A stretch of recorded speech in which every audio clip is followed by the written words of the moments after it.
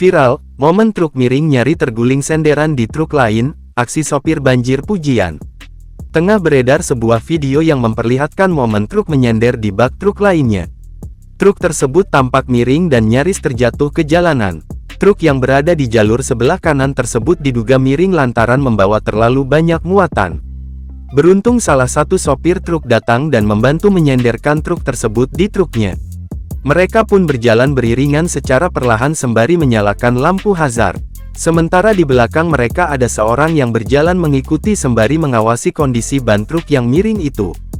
Video tersebut pun viral usai diunggah dalam akun Instagram @iboy_transport pada Senin tanggal 15 Januari tahun 2024. Belum diketahui lokasi pasti dan penyebab truk tersebut bisa miring. Netizen yang menyaksikan video tersebut pun salut dengan aksi sopir itu dan ramai memberikan komentar. Hingga saat ini, pihak Tribun Sumsel masih mencari informasi yang lebih mendalam terkait video viral itu.